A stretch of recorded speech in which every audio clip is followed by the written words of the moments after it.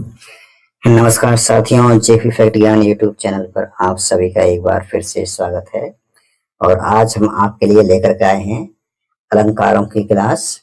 और तो चलिए हम आज पढ़ते हैं।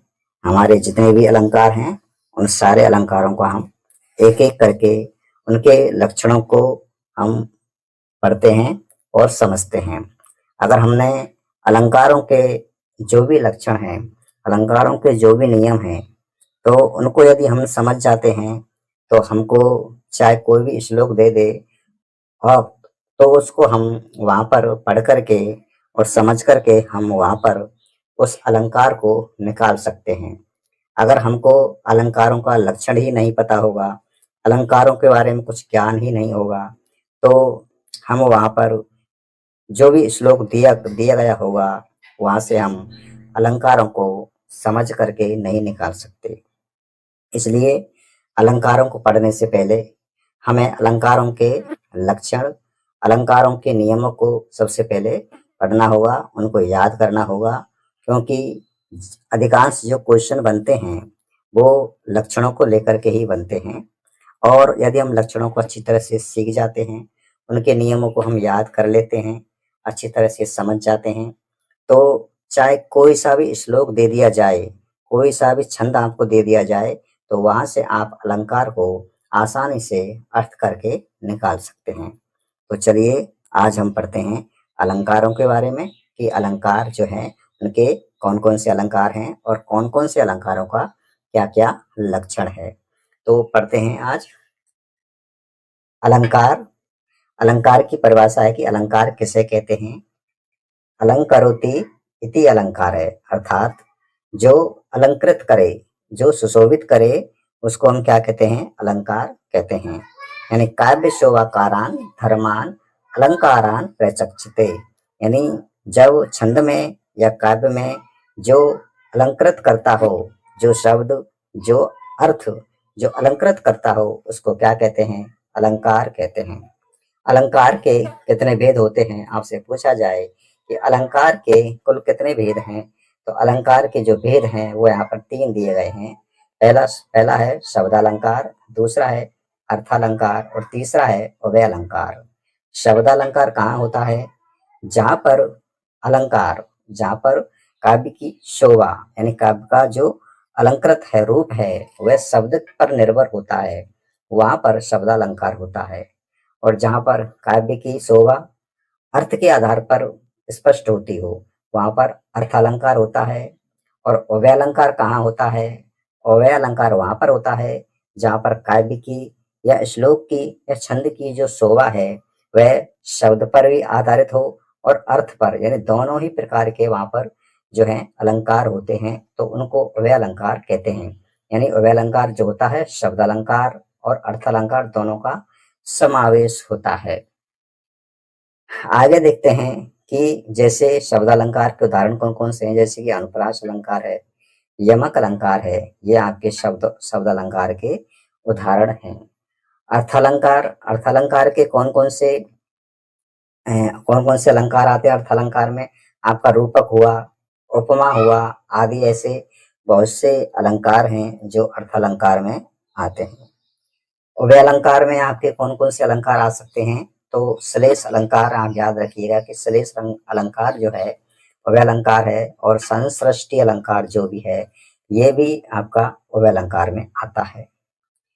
अब लक्षण के आधार, अब हम इन अलंकारों को पढ़ने से पहले हम देखते हैं कि अलंकारों का जो लक्षण होगा उनका आधार क्या होगा। हर अलंकार में एक उपमेय होता है, उपमेय जो उपमा दी जाती है, उपमेय होता है जिसकी उपमा दी जाती है, और एक उपमान होता है जिससे हम तुलना करते हैं या जिससे हम साम्य धारणा करते हैं। तो उपमेय को क्या कहते हैं, उपमेय को हम प्रस्तुत भी कह सकते हैं, है ना। उपमेय को प्रस्तुत शब्द के माध्यम से भी प्रदर्शित किया जाता है। उपमेय को प्रकृति, यदि प्रकृति शब्द आ जाए तो वहां पर भी आप समझ जाए कि ये उपमेय के बारे में कह रहा है, यानी ये उपमा है। वर्ण, वर्ण मतलब उपमा। ऐसे ही जो उपमान है, उपमान को क्या कहेंगे, अप्रस्तुत, अप्रस्तुत कहेंगे, अप्रकृति और अवर्णीय। ये याद रखना है कि उपमेय, उपमेय को क्या कहते हैं? प्रस्तुत। या प्रस्तुत शब्द आ जाए तो आप समझ जाना कि ये उपमेय है, और अप्रस्तुत आ जाए तो ये उपमान के बारे में है। प्रकृति, प्रकृति शब्द आ जाए तो वहां पर समझना है आपको कि ये उपमेय है, और अप्रकृति आ जाए तो वो उपमान है। वर्ण उपमेय है, अवर्ण उपमान है। तो चलिए, पहला अलंकार है अनुप्रास अलंकार। अनुप्रास अलंकार में आप सभी जानते हैं कि स्वर वैषम्य अपि, स्वर वैषम्य अपि शब्द साम्यम, स्वर वैषम्य अपि शब्द साम्यम को अलंकार है। आपसे सीधा पूछा जाएगा इस लक्षण को लेकर के। आपको ये ज्यों तो याद रखना होगा। ज्यों तो जो लक्षण है, ये जो सूत्र है, ये आपको ज्यों तो याद रखने होंगे कि स्वर वैषम्य अपि शब्द साम्यम को अलंकार है। यानी स्वरों के वैषम्य अपि विषमता होने पर भी शब्द साम्यम, शब्दों में यदि समानता है, वर्णों में यदि समानता है ना, तो वहां पर कौन सा अलंकार होता है? तो वहां पर कौन सा अलंकार होगा? वहां पर अनुप्रास अलंकार होगा। दूसरा क्या लक्षण है? रसाद्यनुगत्वेन, रसादि अनुगत्वेन प्रकर्षेण न्यास है। आपसे पूछा जा सकता है, ये जो आपका जो लक्षण है, ये जो सूत्र, ये नियम है, ये आपके लिए नया हो सकता है, क्योंकि एग्जाम में ऐसे ही क्वेश्चन आपसे पूछे जा सकते हैं। आपसे पूछ सकता है कि रसाद्यनुगत्वेन, रसाद्यनुगत्वेन प्रकर्षेण न्यास को अलंकार है। तो ये आपको एडजस्ट बिल्कुल जो कि तो आपको याद रखना है। इसका भावार्थ वही है कि स्वरों की विषमता होने पर भी, स्वरों की विषमता होने पर भी यदि बार बार कोई वर्ण आता है तो वहां पर क्या है? अनुप्रास अलंकार होता है। तो रसाद्य अनुगत्वेन प्रकर्षेण न्यास कोश अनुप्रास अलंकार। कौन सा अलंकार होगा? अनुप्रास अलंकार होगा। ये था हमारा अनुप्रास अलंकार। और अनुप्रास अलंकार के यदि आपसे भेद पूछा जाए तो अनुप्रास अलंकार के जो भेद हैं वो आपके दो प्रकार के हैं, वर्णानुप्रास अलंकार और एक होता है आपका पदानुक्रम पदानु पदानुप्रास अलंकार या लाटानुप्रास अलंकार। तो वर्ण अनुप्रास अलंकार और लाटानुप्रास अलंकार, ये अनुप्रास अलंकार के दो मुख्य भेद हैं।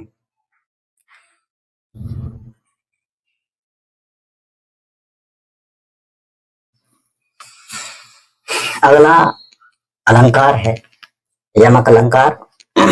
और यमक अलंकार का लक्षण क्या है? यमक अलंकार किसे कहते हैं? कि पृथग अर्थाया स्वर व्यंजनम सहते तेनेव क्रमेण आवृत्ति। क्या कहता है यमक अलंकार? कि पृथग अर्थाया यानी अलग अलग अर्थ होने पर भी स्वर व्यंजन सहते, स्वर व्यंजनों का जो समूह है वो अलग अलग अर्थ दे रहा है।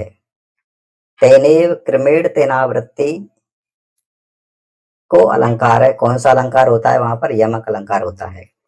यानी एक स्वर व्यंजन साहित्य, एक स्वर और व्यंजनों का एक शब्द है, समूह है, और वो बार बार आ रहा है। क्रमेण क्रमेण आवृत्ति, क्रमबद्ध तरीके से उसकी आवृत्ति हो रही है, लेकिन उन शब्द समूह का पृथक अर्थ आया, पृथक अर्थ होता है। उन दोनों शब्द समूह का क्या होता है? अलग अर्थ होता है। तो वहां पर यमक अलंकार होता है। जैसे कि कनक कनकते सौगुनी मादकता अधिकाय। तो मैंने जो अभी श्लोक बोला है, जो कनक कनक, तो यहाँ पर जो कनक कनक शब्द है दो बार आवृत्ति हो रही है। तो ऐसी परिस्थिति में वहां पर कौन सा अलंकार होगा? यमक अलंकार होगा। यमक अलंकार का क्या लक्षण है? पृथक अर्थाया स्वर व्यंजन सहित तेनेव क्रमेण आवृत्ति। आपसे ये लक्षण से संबंधित क्वेश्चन आपसे पूछा जा सकता है कि पृथक अर्थाया स्वर व्यंजन सहते तेनेव क्रमेण आवृत्ति को अलंकार है। तो आपको बताना है यमक अलंकार होता है। और यमक अलंकार का और दूसरा क्या लक्षण है कि अर्थे सति अर्थ भिन्नाम वर्णानाम पुनः श्रुति।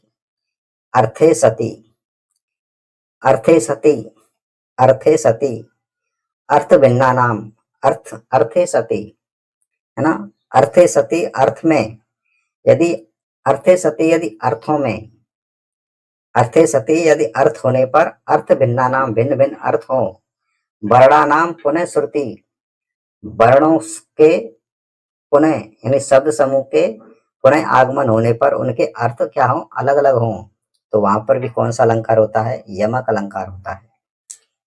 अर्थे सति अर्थ भिन्ना वर्णा नाम पुनः श्रुति, पुनः श्रुति, है ना।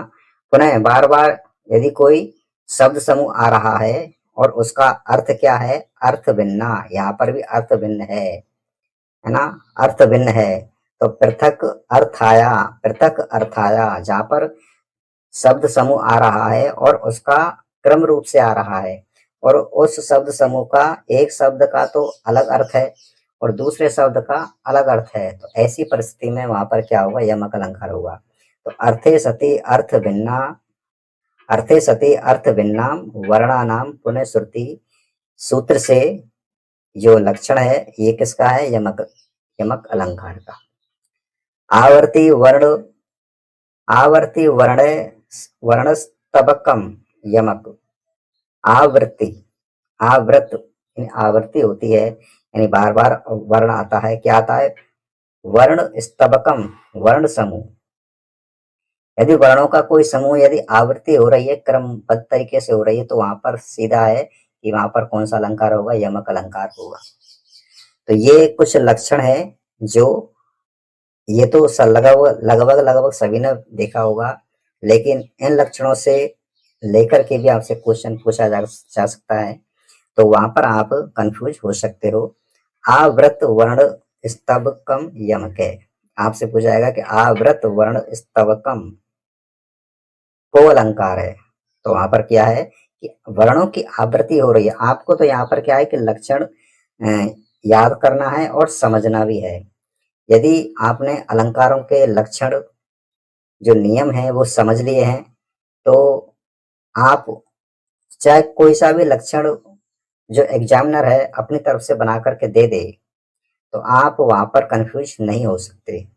तो यमक अलंकार कहाँ होता है कि पृथक अर्थाया, पृथक अर्थाया यहीं से निकल गया कि पृथक अर्थाया यानी पृथक पृथक अर्थ होंगे, स्वर व्यंजनम सहित, स्वर व्यंजनों के समूह को जो क्रमबद्ध तरीके से आ रहे हैं उनके क्या होंगे, पृथक पृथक अर्थ होंगे, तो वहां पर यमक अलंकार है। अर्थे सति अर्थ भिन्ना, यहाँ पर भी अर्थ भिन्न आ गया है, यानी अर्थे सति अर्थ भिन्ना वर्णानाम, वर्णानाम वर्णों के समूह को क्या है कि अर्थ भिन्न आ रहा है, तो यहाँ पर भी यमक अलंकार होगा। इसमें भी बताया है वही लक्षण कि आवृत वर्ण स्तबकम, आवृत यानी आवृत्ति हो रही है, वर्ण स्तबकम वर्ण समूह की, वर्ण समूह की यदि आवृत्ति हो रही है तो वहां पर भी यमक अलंकार होगा। अगला है श्लेष अलंकार। श्लेष अलंकार क्या होता है कि जिस शब्द का या जिस क्रिया का, जिस शब्द का या जिस क्रिया का एक से अधिक शब्दों से या एक से अधिक क्रियाओं से संबंध बताया जाए, वहां पर श्लेष अलंकार होता है। यानी एक क्रिया है और उस एक क्रिया के होने के लिए अनेकों के साथ उसका संबंध बताया जाता है, तो वहां पर क्या होता है, श्लेष अलंकार होता है। या आप सामान्य रूप से ये समझे कि यदि हम किसी शब्द में, किसी शब्द से जो है अनेक अर्थ निकलते हों और उन अनेक अर्थों का संबंध अनेक प्रकार से प्रस्तुत किया जाता है, तो वहां पर जो है श्लेष अलंकार होता है। लक्षण क्या है, लक्षण संस्कृत में आपको ही याद करना पड़ेगा, समझना आपको। देखिए संस्कृत में आपका लक्षण है श्लिष्टै पदे अनेक अर्थ अभिधानम। श्लिष्टै पदे, श्लिष्ट पद वहां पर होता है जिसमें अनेक अर्थ अभिधान हो, अनेक अर्थों का विधान हो, वहां पर कौन सा अलंकार होता है, श्रेष्ठ अलंकार होता है।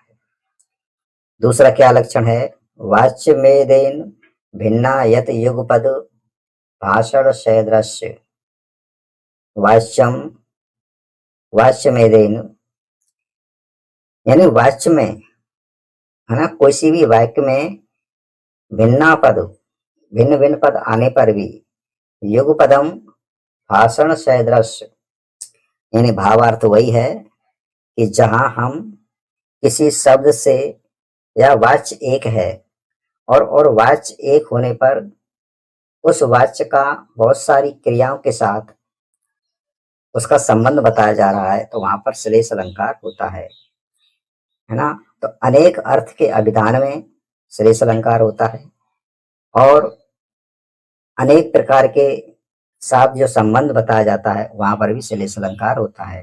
तो आपको तो ये जो कितने लक्षण आपको देखने हैं और याद करने हैं। आपसे सीधा सीधा यहाँ से क्वेश्चन बनेगा कि वाच्य मेदेन भिन्ना यत युगपदम भाषण सदृश्य, वाच्य मेदेन भिन्ना यत युगपदम भाषण सदृश्य को अलंकार है।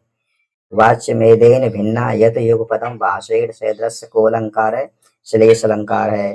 श्लेष्ठे पदे अनेक अर्थ अभिधानम, एग्जामिनर जानता है कि आपने ये जो श्लेष्ठे पदे अनेक अर्थ अभिधानम, श्लेष्ठ पद में अनेक अर्थों का विधान किया जाता है, ये जो है आपका जो लक्षण है आपका रटा हुआ है, याद है। लेकिन एग्जामिनर कहाँ से देगा श्लेष अलंकार के लक्षण को? यहाँ से देगा, वाच्य मेदेन भिन्ना यत युगपदम भाषण सदृशम अत्र को अलंकार है, तो यहाँ पर श्लेष अलंकार है।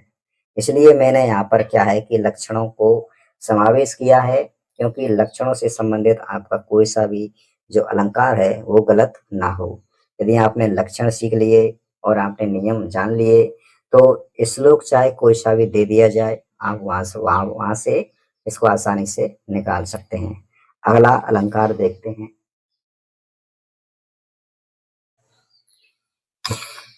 अगला अलंकार है उपमा अलंकार। उपमा अलंकार का लक्षण है उपमान उपमेयो साम्य वर्णनम, अर्थात क्या है कि उपमान उपमेयो साम्य वर्णनम, यानी उपमान के साथ उपमेयो उपमेय का साम्य वर्णन, समान वर्णन किया जाता है, वहां पर उपमा अलंकार होता है। क्या है? प्रस्फुटम सुंदरम साम्यम, साम्यम प्रस्फुट सुंदरम।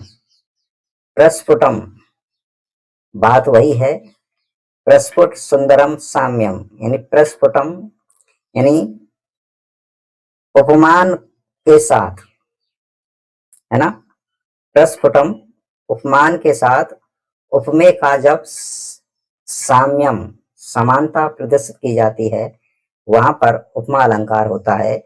और इसकी पहचान हम श्लोक में कैसे करते हैं? एव आता है जहां पर हम उपमा अलंकार निकाल सकते हैं। यदि आपका शब्द के साथ आता है तो वहां पर एव यदि शब्द के साथ आता है तो वहां हम श्लोक में जो है निकाल सकते हैं उपमा अलंकार, वहां पर होता है। जैसे कि उसके समान, है ना, जैसे कि कमल मुखम है, कमल मुख के, कमल के समान मुख, तो वहां पर जो कमल के समान बताया गया है तो यहाँ पर क्या है कि साम्य वर्णनम, समान वर्णन किया जाता है। यानी उपमान के साथ उपमेय का, उपमान के साथ उपमेय का, शब्दों पर ध्यान रखना है कि उपमान के साथ हम जिस उपमान कैसे कहते हैं, जिससे हम उपमा दे रहे हैं, और उपमेय जिसकी हम उपमा दे रहे हैं। जैसे मुख कमल, तो मुख क्या है? आपका जो मुख है वह उपमेय है, और जो कमल है वह क्या है? उपमान है। तो मुख कमल यहाँ पर क्या है कि साम्य वर्णनम है। यहाँ पर दोनों को क्या दर्शाया गया है? समान वर्णन दर्शाया गया है। यानी जहां पर उपमान और उपमेय को समान साम्य वर्णनम, समान वर्णन किया जाए, समान दर्शाया जाए, समानता रूप दर्शाया जाए, वहां पर उपमा अलंकार होता है। रूपक अलंकार क्या होता है? उपमान उपमेय, उपमान उपमेयो अभेद वर्णनम, उपमान उपमेयो अवेद वर्णनम, अवेद वर्णन होता है ना। उपमान और उपमेय का जहां पर अवेद वर्णन हो, अर्थात एक दूसरे पर आरोपित कर दिया जाए, भेद वर्णन नहीं होता, यहाँ तो समान वर्णन हो रहा है। उपमेय उपमान के साथ उपमेय का समान वर्णन हो रहा है, लेकिन यहाँ पर तो अभेद वर्णन हो रहा है, यानी दोनों में कोई अंतर नहीं कर रहा है कभी। तो वहां पर जहां पर दोनों में कोई अंतर ही नहीं कर रहा है, यानी उपमान हो चाहे उपमेय हो, दोनों को क्या बताया जा रहा है, अभेद वर्णन बताया जा रहा है, एक ही बताया जा रहा है, तो वहां पर क्या होगा, रूपक अलंकार होगा। तो उपमान उपमेयो अभेद वर्णनम को अलंकार है रूपक अलंकार। प्रकृते अप्रकृतयस्य आरोप है। प्रकृते अप्रकृतयस्य, मैंने पहले शुरुआत में बताया था कि प्रकृते यानी उपमेय और अप्रकृतयस्य यानी उपमान का, उपमेय और उपमान का आरोपित, एक दूसरे पर आरोपित यानी वही है अभेद वर्णन। जब उपमेय उपमान का अभेद वर्णन किया जाए, प्रकृति या अप्रकृति का अभेद वर्णन हो, प्रस्तुत या अप्रस्तुत का अभेद वर्णन हो, एग्जामिनर किसी भी तरह से जो है पूछे, हमको तो क्या है समझना है, समझते हुए इसको याद रखना है।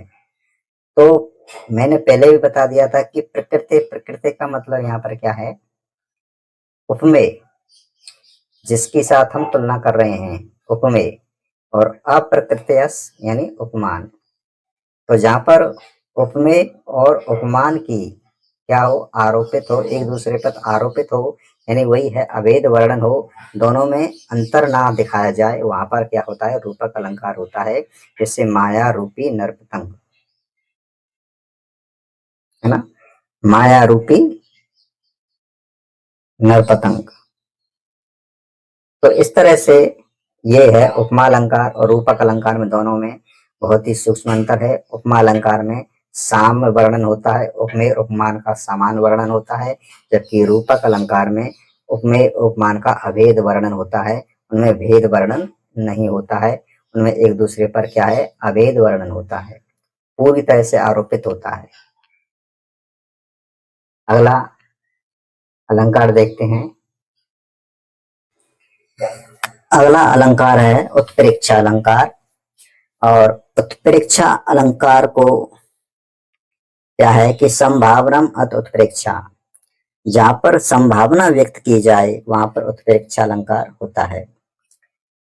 लक्षण क्या है इनके, उपमेयस्य उपमानेन सह संभावना। क्या कह रहा है लक्षण के, उपमेयस्य उपमेय के, उपमेयस्य उपमानेन यानी उपमान के साथ उपमेय की, क्या है, उपमानेन उपमान के साथ उपमेय की, उपमान के साथ उपमानेन सह, उपमान के साथ उपमेयस उपमेय की, जहां पर संभावना व्यक्त की जाए वहां पर उत्प्रेक्षा अलंकार है। जैसे कि मानो, जनो, तनु, है ना, इस प्रकार से यदि आए तो वहां पर उत्प्रेक्षा अलंकार होता है। और उत्प्रेक्षा अलंकार कहाँ होता है, यदि क्रिया के साथ एव आता है, श्लोक में यदि क्रिया के साथ एव आता है तो वहां पर उत्प्रेक्षा अलंकार आप कर दीजिएगा। और यदि आपको समझ करके करना है तो आप यहाँ पर इन लक्षणों को समझना होगा कि उपमेयस उपमानेन सह संभावना, जहां पर उपमानेन सह उपमान के साथ में उपमेय की क्या की जाती हो, संभावना व्यक्त की जाती हो कि सम्मानो ये तो ऐसा वह ऐसा है, जैसा ऐसा लग रहा है। इस तरह से यदि भाव आते हो किसी श्लोक में कि मानो ये तो ऐसा है जैसा परियों जैसा है, मानो ये तो चंद्रमा जैसा है, इस प्रकार से यदि आए, है ना, संभावना व्यक्त की जाए, संभावना है कि ऐसा है वैसा है, तो वहां पर उत्प्रेक्षा अलंकार होता है। और यदि शॉर्टकट में देखा जाए, आपको आपके सामने कोई श्लोक रख दे तो आपको समझना है कि क्रिया के बाद में यदि एव आता है तो वहां पर उत्प्रेक्षा अलंकार भी होता है।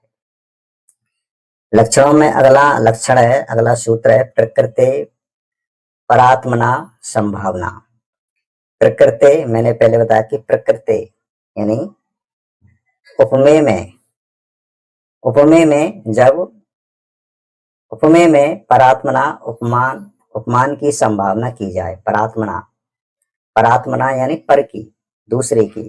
तो यही अर्थ है कि उपमेय में जब उपमान की संभावना की जाए या उपमान में उपमेय की संभावना की जाए, है ना, प्रकृति परात्मना संभावना, तो संभावना आएगा उसमें जो लक्षण है कि जहां पर संभावना व्यक्त की जाए वहां पर आपको क्या करना है, उत्प्रेक्षा अलंकार करना है। प्रकृतस्य समेन संभावना, प्रकृतस्य, प्रकृतस्य का अर्थ मैंने पहले भी बता दिया था कि प्रकृतस्य का अर्थ यहाँ पर है उपमेय, प्रकृतस्य उपमेय की, समेन उपमा के साथ, प्रकृतस्य उपमेय की समेन उपमा के साथ संभावना की जाए, उत्प्रेक्षा अलंकार है। उपमेयस्य उपमान रूपेण उच्च उत्कोटिक, उपमेयस्य उपमेय का उपमान, उपमेय का उपमान रूपेण, उपमान रूप के साथ, उत्कोटिक संशय रूप ज्ञान वेदा, संशय रूप में ज्ञान वेद किया जाए, यानी संशय किया जाए, वही है संभावना की जाए, संशय किया जाए। उपमेयस्य यानी उपमान, उपमेय का उपमान रूपेण, उपमान के रूप के साथ में, यानी उपमेय का उपमान रूप के साथ में उत्कंठ कोटि, उत्कंठ कोटि संशय रूप ज्ञान भेद है, संशय रूप ज्ञान भेद है, जहां पर संशय किया जाए, संभावना की जाए, वहां पर क्या है, भावार्थ वही है इसका भी कि जहां पर उपमेय का उपमान के साथ क्या किया जाए, संशय रूप ज्ञान भेद किया जाए, तो वहां पर कौन सा अलंकार होगा, उत्प्रेक्षा अलंकार होगा। अगला भी लक्षण यही है कि निहनुति बिना, निहनुति बिना हेतुवादे उन्नयनम, ये वेरी वेरी मोस्ट इंपोर्टेंट है। आपसे सीधा पूछा जा सकता है कि निहनुतु बिना, निहन्नुति बिना, निहन्नुति बिना, निहुनिति बिना हेतुवादे उन्नयनम, निहनुत्वि बिना हेतुवादे उन्नयनम, निहनुत्ति बिना उन्नवादे उन्नयनम, सूत्र से या लक्षण से अत्र को अलंकार है, तो यहाँ पर कौन सा अलंकार होगा, उत्प्रेक्षा अलंकार होगा। यानी जहां पर जैसे श्लोक में संभावना व्यक्त की जाती हो उपमान के साथ में उपमेय की, है ना, तो उपमेय की उपमान के साथ में जहां पर संभावना व्यक्त की जाती हो वहां पर कौन सा अलंकार होता है, उत्प्रेक्षा अलंकार होता है। लेकिन हिंदी में आपसे पूछेगा नहीं, इसलिए जो लक्षण है वो संस्कृत में मैंने यहाँ पर लिख दिए हैं, उत्प्रेक्षा अलंकार के जितने भी लक्षण हैं वो यहाँ पर लिख दिए हैं, और इन लक्षणों से उठा करके आपसे कोई भी क्वेश्चन पूछ सकता है। तो ये है आपके उत्प्रेक्षा अलंकार।